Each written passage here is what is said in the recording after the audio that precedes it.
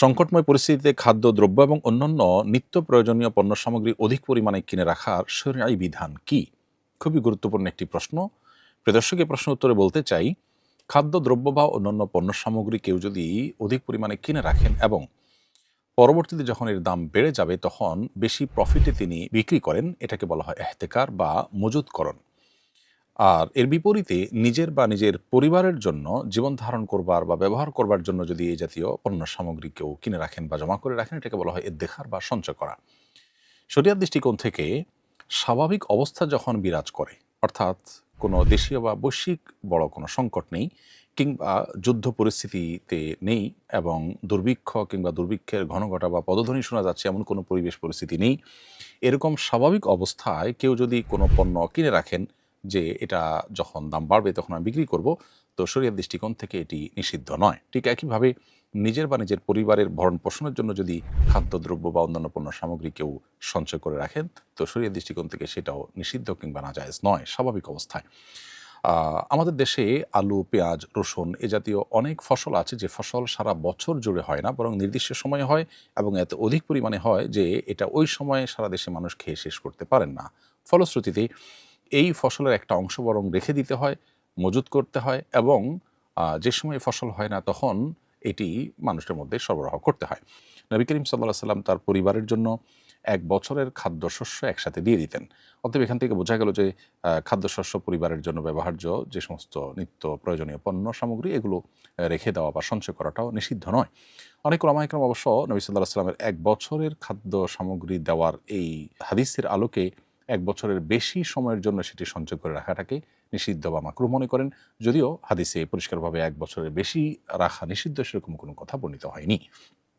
এবার আসা যাক, সংকটকালীন সময়ে আমরা যদি এমনটি করি, বিশেষ করে চলমান যুদ্ধ পরিস্থিতি কিংবা কোনো সংকট কিংবা দুর্ভিক্ষ, এটার ভয়ে আমাদের অনেক মানুষকে দেখা যায় যে আমরা নিত্য প্রয়োজনীয় খাদ্যদ্রব্য বিশেষ করে এবং অন্যান্য একান্ত প্রয়োজনীয় সামগ্রীগুলো আমরা অধিক পরিমাণে কিনে নিজের বাসাবাড়িতে রেখে দেই। কমার্শিয়াল উদ্দেশ্যে বা বাণিজ্যিক উদ্দেশ্যে যেরকম রাখার নজির আছে, আমাদের ব্যক্তিগত প্রয়োজনে আমরা অনেকে এটি রেখে দিই। এই ব্যাপারে শরিয়ার দৃষ্টিকোণ হলো, এর ফলে যদি মানুষের ক্ষতির কোনো শঙ্কা থাকে বা মানুষের কষ্টের কোনো কারণ হয় তাহলে সেটি কিন্তু জায়েজ নয়। এমনকি স্বাভাবিক অবস্থাতেও যদি মানুষের ক্ষতি হতে পারে, আ এই পর্যায়ে যদি কেউ সঞ্চয় করেন কিংবা মজুতদারি করেন তাহলে সেটাকে শরিয়া অনুমোদন করে না। শরিয়ার মূল উদ্দেশ্য হলো মানুষের জন্য ক্ষতির কোনো কারণ যেন না হয়, সেভাবে নিজের ব্যবসা-বাণিজ্য, নিজের সবকিছুকে পরিচালনা করা। কারণ নবী করিম সাল্লাল্লাহু আলাইহি ওয়াসাল্লাম বলেছেন, লা দরারা ওয়ালা দিরারা। একজন মুসলমান কাউকে ক্ষতিগ্রস্ত যেমন করতে পারবেন না, নিজেও ক্ষতিগ্রস্ত নিজে থেকে হতে পারবেন না। আরেকটি হাদিসে নবী সাল্লাল্লাহু আলাইহি ওয়াসাল্লাম বলেছেন, মান দররাহ দররাহুল্লাহ ওয়া মান শাক্কা শাক্কাল্লাহু আলাইহি। অর্থাৎ যে ব্যক্তি কারোর ক্ষতি সাধন করবে, আল্লাহ রাব্বুল আলামিন তার জন্য ক্ষতি সাধন করার ফয়সালা করবেন। কেউ যদি কারোর কষ্টের কারণ হয়, আল্লাহ তাআলা তার জন্য কষ্টকে অবধারিত করে দিবেন। এজন্য একজন মুসলমান কখনো এমন কিছু করতে পারে না যা অন্যের কষ্টের কারণ হতে পারে। এখন সংকটকালীন সময়ে যদি আপনি যেকোনো পণ্য, খাদ্য-দ্রব্য ইত্যাদি আপনি মজুত করে রাখেন, তাহলে আপনি জানেন যে কয়েকদিনের মধ্যে বা অল্প সময়ের মধ্যে বা কিছু সময় পর মানুষ আ যখন সংকটে পড়বে, জিনিস থাকবে না, বাজারে পাওয়া যাবে না, তখন আপনি এটার দাম বাড়িয়ে বিক্রি করবেন। কোনো জিনিসের দাম বাড়তে পারে এটা জেনে আপনি বর্তমানে যা আছে সেটা আপনি সরিয়ে রাখলেন। পরবর্তীতে দাম বাড়ার পরে বিক্রি করলেন। এই বিষয়গুলো শরিয়ার দৃষ্টিকোণ থেকে জায়েজ নয়। নবী সাল্লাল্লাহু আলাইহি ওয়াসাল্লাম বলেছেন, লা ইয়াহতাকিরু ইল্লা খাতি। এ জাতীয় মজুতদারি সেই করে যে অপরাধী, যে গুনাহগার, অর্থাৎ কোনো ভালো মানুষ এটি করতে পারে না। আর নিজের পরিবারের জন্য, সঞ্চয়ের জন্য বা ব্যবহারের জন্য যে খাদ্যদ্রব্য ইত্যাদি কেনার ব্যাপার আছে, এক্ষেত্রেও একই কথা প্রযোজ্য যে যদি এর ফলে ক্রাইসিস তৈরি হয় বাজারে বা অন্য মানুষের জন্য তাহলে সেটা জায়েজ নেই। যেমন আমরা কোভিড-19 এর সময় লক্ষ্য করেছি যে অনেকে চাল, ডাল, তেল, লবণ, নিত্য প্রয়োজনীয় জিনিসপত্র তার আশপাশের দোকান থেকে তার টাকা আছে বলে তিনি অনেক পরিমাণে কিনে তার বাসায় সঞ্চয় করেছেন এবং এভাবে কয়েকজন নিয়ে পুরো দোকানে জিনিস শেষ করে ফেলেছেন। বাকি অন্য মানুষের কিনতে গিয়ে দেখা গেছে যে সংকট এবং অভাব দেখা দিয়েছে। তো এ ধরনের পরিস্থিতিতে যেহেতু অন্য মানুষের কষ্ট হয়, বিধায় এই পরিমাণে কেনা যে যার ফলে অন্যের কষ্ট হতে পারে বা আমি এরকম আমার মতো আরও অনেকে কিনলে সংকট তৈরি হতে পারে, এরকম যদি হয় তাহলে সেক্ষেত্রে একজন ঈমানদার এ ধরনের সঞ্চয় করা থেকেও বিরত থাকবেন।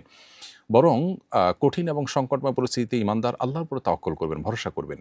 তিনি তার জায়গা থেকে চেষ্টা করবেন এবং তার বিশ্বাস থাকতে হবে আমি যতই সঞ্চয় করি না কেন আল্লাহ যদি আমার জন্য ভোগান্তি এবং কষ্ট লিখে রাখেন সেটা আমাকে পোহাতেই হবে।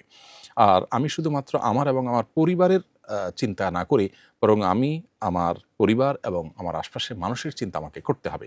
এটাই হলো দ্বীনের শিক্ষা, এটাই হলো ইসলামী মূল্যবোধ এবং এটাই হলো আল্লাহ রাব্বুল আলামিন আমাদেরকে যে দিন দিয়েছেন সেই দিনের সৌন্দর্য। বিধায় সেই জিনিসটি আমাদের চর্চা করতে হবে এবং অধিক মুনাফার উদ্দেশ্যে মজুতদারি করা, সংকট তৈরি করা এবং অধিক মুনাফার জন্য অবৈধভাবে মজুতদারি করা এটা যেমন একজন মুসলমানের জন্য সাজে না, ঠিক তেমনিভাবে নিজের এবং নিজের পরিবারকে বাঁচাবার জন্য অধিক পরিমাণে সঞ্চয় করে বাজারে সংকট তৈরি করা বা অনেক মানুষ সঞ্চয় করলে সংকট তৈরি হতে পারে সেরকম পরিস্থিতির সৃষ্টি করা এটা কোনো ইমানদারের জন্য জায়েজ নয়।